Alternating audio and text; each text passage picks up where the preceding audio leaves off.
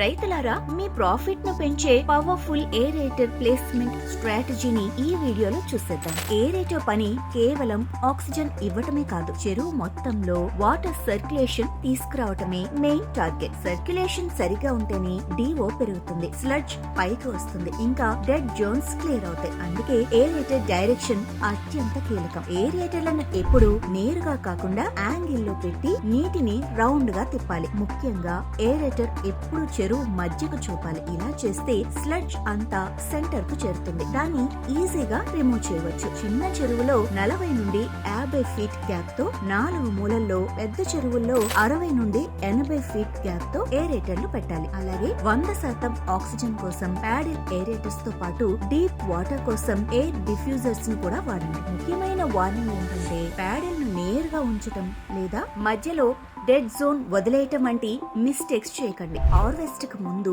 రాత్రిపూట తప్పకుండా అదనంగా 1 నుండి 2 ఏరియేటర్స్ ఆన్ చేసి వాటర్ ను వేగంగా తిప్పాలి. ఈ సింపుల్ టిప్స్ ఫాలో అయి మీ సాగును సక్సెస్ చేసుకోండి. Follow Shrimp News for more updates.